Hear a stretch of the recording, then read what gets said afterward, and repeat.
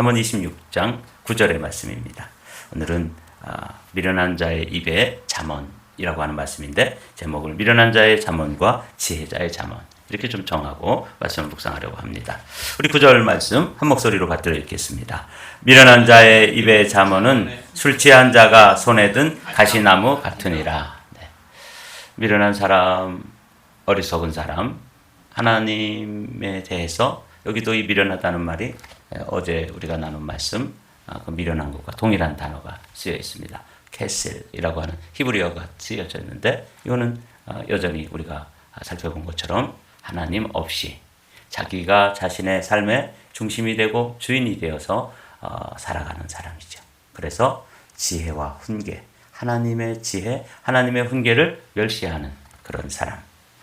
이런 사람 입에도 아주 사람들이 볼 때 잠언과 같이 교훈이 될 만하고 또 정말 사람들이 인생을 살아가는 지침이 될 만한 그런 지혜의 말씀이 있을 수 있다는 거죠. 그들도 그렇게 거기서 들어가지고 말한다는 거죠. 그러나 그들에게 이제 찔림이 되니까 아픔이 될 수 있죠. 그런데 미련한 자의 입술의 잠언도 이런 찌르는 것인데 뭐와 같으냐면 술 취한 자가 손에 든 가시나무 같으니라.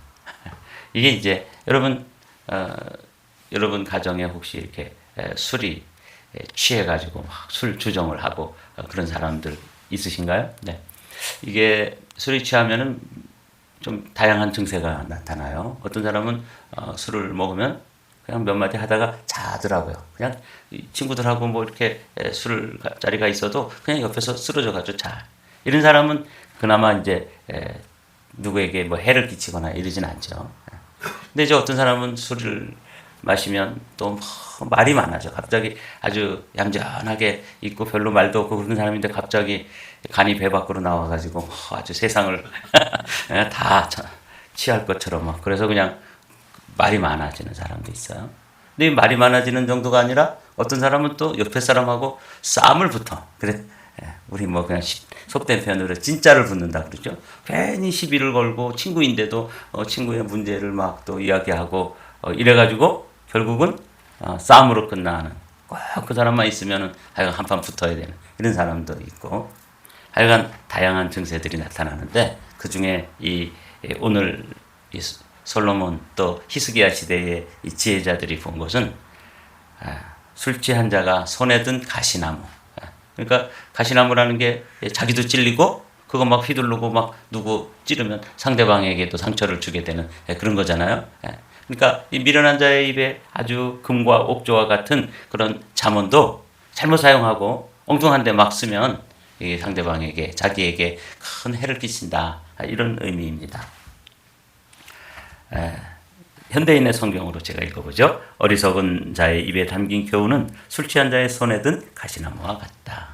그러니까 뭐 이 술이 취해가지고 그냥 가시나무를 들으니까 자기는 감각이 없어가지고 자기 손에서 찔려가지고 상처가 나는 것도 모르고 그냥 그걸 막 휘둘러가지고 옆에 있던 친구도 또 가족도 이렇게 하는 상처를 주게 되죠. 어떤 분들은 하여튼 잠잠히 잠만 자지만 하여튼 술 취해가지고 와서도 깰 때까지 주정 부리는 사람도 있어요. 하여튼 뭐 그렇게 가족들 또 어린 자녀들에게도 가시나무를 이렇게 막 그냥 흔드는 것처럼 때리는 것처럼 그냥 상대방에게 자녀들도 다 불러다 놓고 한 얘기 또 하고 한 얘기 또 하고 그런 것도 정말 견디기 힘든 일이죠. 술 취한 자가 손에 든 가시나무 같다. 이게 이제 이게 비유예요. 그러니까 미련한 자의 입술에 있는 잠언 그 좋은 말도 이 미련하게 사용하면 이렇게 술 취한 자가 손에 든 가시나무 같다. 이제 뭐 이건 그렇게 어렵진 않아요. 그래서 이 말씀을 세 가지로 살펴봤습니다. 가시나무를 들고 그냥 술이 취해가지고 이 사람도 치고 저 사람도 찌르고 이렇게 하면은 결국 상처를 주겠죠. 그래서 오늘 잠언 26장 9절의 말씀을 첫 번째로는 상처를 준다.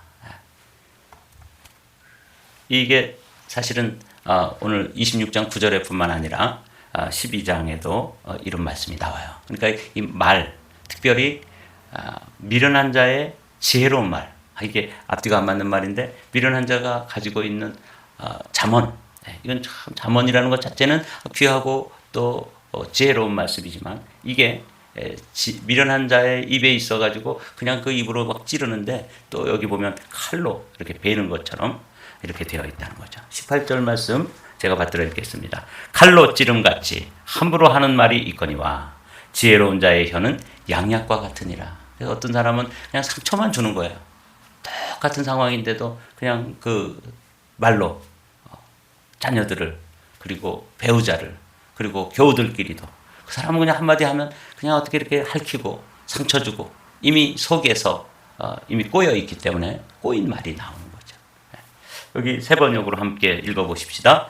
함부로 말하는 사람의 말은 비수 같아도 지혜로운 사람의 말은 아픈 곳을 낫게 하는 약이다. 여러분, 그래서 우리가 이제 오늘 아침에 뭐 술 취한 사람이 가시나무를 가지고 그냥 이 사람 저 사람 막 찌르고 상처 주고 아픔을 주고 이러는 게 이제 미련한 사람의 잠언인데 오늘 이 잠언서에는 이렇게 어떤 말은 칼로 찌르는 것처럼 되어가지고 누구에게도 상처를 주는 거예요. 반면에 이 지혜로운 자, 믿음으로 정말 그리스도의 사랑으로 지혜롭게 말하면 이것은 양약과 같다. 누군가를 북돋워 주고 또 위로가 필요한 사람에게 위로가 되고 좌절한 사람에게는 소망이 되어주기도 하고 또 믿음이 없는 사람에게는 믿음의 말을 해주고 이래서 사람을 일으켜주고 세워주고 등 떠밀어주는 이런 말. 그래서 한 인생을 치료하는 그 양약. 여기 보면은 양약이라고 되어 있는데 그렇지 않고 어리석게 그냥 말을 함부로 하면 좋은 말인데도 잠언과 같이 참 좋은 말인데도 그 말에는 칼날과 같이 비수라는 말 아시죠? 다 숨겨져 있어가지고 이렇게 조직 폭력에 있는 사람들이 상대방을 제거하기 위해서 이렇게 푹 찌르면은 그냥 그 사람의 삶을 다 뺏어가는 이런 숨겨진 칼, 비수. 무섭지 않아요? 비수 같다. 이게 이제 함부로 하는 말, 미련한 자의 잠언인 것이죠. 그래서 첫 번째로는 우리가 말은 바른 말이에요. 옳은 말이에요. 그런데 그 말이 미련하게 믿음 없이 하나님 없이 그냥 막 사용하면 그것이 비수가 된다. 상처를 주는 거죠. 두 번째로 우리가 생각해보면 상대방에게만 그렇게 하느냐? 이 잠언의 지혜는 그렇게 말씀하지 않아요. 자기가 가시나무를 쥐고 있으면 마치 칼날을 쥐고 있는 것처럼 자기도 또 상하게 되는 것이죠. 해를 받는다. 이렇게 요약을 해봤습니다. 첫 번째는 상처를 준다. 그리고 이번에는 상대방에게만 아픔을 주고 고통을 주고 찌르고 비수같이 그렇게 해를 끼치는 게 아니라 자기가 또 해도 받는 것이죠. 미련한 자의 입에 잠언은 술 취한 자가 손에 든 가시나무 같은데 이 가시나무로 상대방에게만 콕콕 찌르는 게 아니라 자기도 또 찔리는 것이죠. 한번 보도록 하죠. 전도서에 있는 말씀. 지혜자의 입의 말들은 은혜로우나 우매자의 입술들은 자기를 삼키나니. 무섭지 않습니까? 자기가 한 말에 의해 가지고 삼켜진다. 이게 이제 이 혀의 위력이에요. 미련한 자의 입술의 잠언. 이게 오늘의 주제인데 이걸 지혜자는 술 취한 자가 손에 든 가시나무 같다.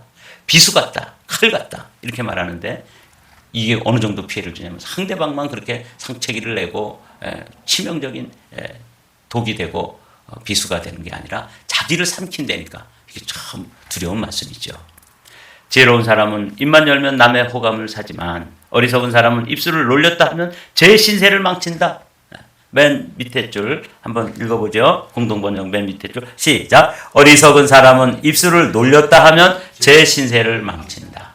제가 이제 이 잠언 26장 9절의 말씀을 가지고 상처를 준다 하고 그 근거가 될 만한 성경들을 찾아보니까 정말 그 가시나무를 가지고 막 이 사람 저 사람 쳐가지고 상처를 줄 뿐만 아니라 그 말은 그 험한 말, 그런 독한 말, 칼 같은 말, 비수 같은 말로는 그렇게 하면 상대방뿐만 아니라 누구도 다치냐면 자기도 해를 받는 거예요. 자기도 찔려서 결국은 이렇게 제 신세를 망친다. 여러분 이게 언어의 파괴력이에요. 언어에는 창조적인 능력, 치유의 능력도 있어서 누군가를 이렇게 지혜자의 입의 말들은 은혜로우나 누구에겐가 그렇게 힘이 되고 위로가 되고 소망이 되기도 하지만 이 잘못 사용되어지면 이 부정적인 말, 이런 말은 제 신세를 망친대요. 여러분 이게 이제 해를 받는다 이렇게 이제 요약을 해봤습니다. 이 심판받는 거예요. 심판은 거만한 자를 위하여 예비된 것이요 채찍은 미련한 자의 등을 위하여 예비된 것이니라. 이건 뭐 세 번역으로도 똑같죠. 오만한 사람에게는 심판이 준비되어 있고 미련한 사람의 등에는 매가 준비되어 있다. 자기의 그 미련한 말, 그런 아주 악한 말, 독한 말, 그게 좋은 말이에요. 그런데도 이게 믿음으로 하지 않고 이게 상처를 주게 될 뿐만 아니라 자기도 상처를 받게 되고 해를 받게 되고 결국은 제 신세를 망친다. 이렇게 되어 있으니까 이게 참 우리가 이 언어 생활이라는 게 너무너무 중요한 것이죠. 늘 말씀드리죠. 입술의 30초가 나는 그냥 아무 생각 없이 한 30초 말을 했어요. 그런데 어떤 사람의 가슴에는 30년 동안 남는다는 거예요. 상처가. 깊은 칼자국을 내는 거죠. 비수처럼 찌르는 것이죠. 근데 상대방만 그런 게 아니라 자기 신세도 망치는 것이죠. 이게 이제 두 번째로 우리가 생각해 볼 주제입니다. 첫 번째 뭐라고요? 상처를 준다. 두 번째는 뭐라고요? 상처를 받는다. 해를 받는다. 결국은 이런 말들은 우리가 하는 말 있잖아요. 우리가 이제 말하는 동물이에요. 말을 하게 되면 이걸 가지고 나중에 가서는 하나님 앞에 가서 이제 심판을 받게 돼요. 미련한 자의 입에 잠언은 술 취한 자가 손에 든 가시나무 같으니라. 이 말씀을 가지고 이제 세 번째로 묵상을 해봤습니다. 이게 결국은 이 땅에서 서로 상처 주고 상처받고 누구를 찌르고 또 내가 찔리고 뭐 이렇게 되는 데만 멈추는 게 아니라 여기서 그치는 게 아니라 이걸 가지고 이제 하나님 앞에 가게 되는 것이죠. 주님이 직접 하신 말씀이니까 우리 마태복음 12장 36절 37절 천천히 읽어볼까요? 시작. 사람이 무슨 무익한 말을 하든지 심판날에 이에 대하여 신문을 받으리니 내 말로 의롭다 함을 받고 내 말로 정죄함을 받으리라. 네. 저는 시골에서 자랐습니다. 시골에 뭐 그냥 물이 개울물이 이렇게 막 철철 흘러가서 진짜 물은 뭐 아쉽지 않게 쓰잖아요. 근데 저희 어머니께서 늘 네가 그거 물 쓴 거 막 쓰고 그냥 그렇게 하는데 아무리 물이 뭐 돈 주고 사는 것도 아니고 그렇지만 그 물을 네가 다 나중에 가서 용왕님 앞에 가서 다 마셔야 된대. 우리 어머니 그 당시에 예수님 안 믿을 때니까 용왕님 앞에 가서 이제 그렇게 어릴 때 저렇게 흔한 물을 뭘 저렇게 또 그렇게 아껴 써야 되나? 그게 잘 이해가 되질 않았어요. 물론 우리 어머니가 그런 물이라도. 근데 이 물이라는 게 사실은 우리가 생각할 땐 그렇게 흔한 것처럼 보이고 개울물이 절절절 흘러가는 것처럼 보이지만 그런 것도 다 자원에도 한계가 있지 않습니까? 그래서 사실은 아껴 써야 되는 것이죠. 그런데 이 말도 마찬가지입니다. 말도 하는데 뭐 예산이 있는 것도 아니고 뭐 예산이 드는 것도 아니고 그거 뭐 뭘 차지하는 것도 아니고 입 달린 사람이 뭐 무슨 말을 못 하겠어요. 그러나 주님은 이렇게 말씀하시죠. 내가 무슨 무익한 말을 하든지 아무 생각 없이 한 말들 그냥 특별히 뭐 의도를 가지지 않고 막 찌꺼린 것들 이런 것까지도 다 가서 우리 어머니가 네가 물 쓴 거 다 가서 용왕님 앞에 가서 마셔야 된다고 그렇게 말씀하셨을 때 내가 그 어렸을 때 조금 배웠을 때죠. 아주 어머니 무시하고 알지도 못하면서 무슨 용왕님한테 가서 뭐 다 마셔 이러면서 근데 생각해 보면 그게 이제 지금 돌아보면 이 자원도 다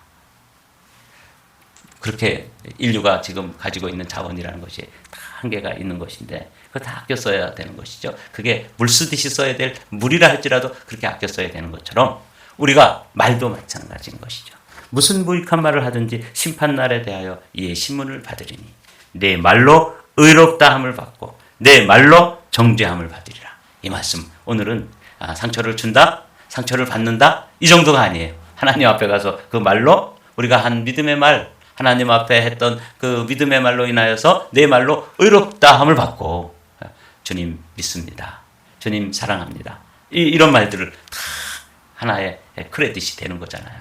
그러나 우리가 믿음과 반대되는 말 누구에겐가 술 취한 사람이 그 가시나무를 듣고 자기도 찔리면서 그냥 가족들 다 찌르고 상처내고 그 다음에 또 만나는 사람들마다 막 상처 주고 동네 사람들 다 시끄럽게 하고 그런 사람 있었어요. 저희 동네에도 어떤 우리 아버님하고 같은 연배신데 별명이 호동동이었어요. 그분은 그냥 약주를 드시면 온 동네를 다 뛰어다니면서 다 뒤집어 놓고 만나는 사람마다 싸우고 그냥 할아버지인데도 그렇게 그러시더라고요. 그냥 너무 막 톡톡 튀기 때문에 호동동이라고 불렀었는데 여러분 그렇게 사는 삶 자기는 뭐 아무렇지도 않게 그렇게 술만 취했다 하면 그렇게 하지만 우리가 하는 말로 의롭다함을 받고 내 말로 정죄함을 받는다. 그래서 세 번째로 우리가 생각하는 거 심판받는다, 정죄받는다. 이렇게 요약을 한 거예요. 사랑하는 성도 여러분, 오늘 주신 말씀 한번 여러분들의 언어 생활, 여러분들의 입술에서 나오기 시작하면 그게 누군가를 이렇게 세워주고 주님 앞에는 찬양이 되기도 하고 주님 앞에는 감사가 되기도 하고 주님 앞에는 믿음의 고백이 되기도 하는 그런 말인지 아니면 정말 주님께서 의롭다 이렇게 인정해 주실 말인지 그냥 입술만 열면 누군가의 상처가 되고 입술만 열면 거짓말하고 입술만 열면 누군가에게 해를 끼치는 이런 정죄함을 받을 만한 언어 생활인지를 지금 오늘 잠언 26장 9절의 말씀으로 나눠보는 것입니다. 잠언 13장에 있는 말씀 입을 지키는 자는 자기 생명을 보존하나 다 같이 읽습니다. 입술을 크게 벌리는 자에게는 멸망이 오느니라. 공동번역으로 짧게 번역되어 있는데 아주 전곡을 찌르는 번역이었습니다. 입에 재갈을 물리면 목숨을 지키지만 입을 함부로 놀리면 목숨을 잃는다. 심판을 받는다. 멸망을 받는다. 정죄를 받는다. 이게 다 똑같은 맥락에서 이해되어지는 말씀입니다. 이제 말씀을 여기까지 오늘 잠언 26장 9절 한 절 말씀을 가지고도 묵상을 하면서 내가 말 함부로 하면 내 말로 누군가에게 큰 상처가 되어서 가슴에 30년이 남을 수도 있겠구나. 여러분들 지금 인생을 살아오시면서 내가 그때 그 말 하지 말았어야 되는데 이런 말들이 있죠. 미련한 자의 잠언은 술 취한 자가 손에 든 가시나무 같으니라. 이건 깊은 인생의 경륜을 통해서 지혜를 담아서 그 지혜를 길러내서 우리에게 공급해주는 지혜의 말씀입니다. 오늘도 저와 여러분의 입술에 때로는 재갈을 물리고 이거는 맞는 말이고 옳은 말이라도 내가 이때 내가 이 말은 하지 않아야 되겠다. 이 말은 목에 칼이 들어와도 내가 이 사람의 유익을 위해서 해줘야 되겠다. 이런 정말 분별력이 있는 언어의 연금술사라고 그러죠. 정말 생명의 언어로 여러분들의 삶이 풍성해지기를, 풍요로워지기를 주님의 이름으로 축복합니다.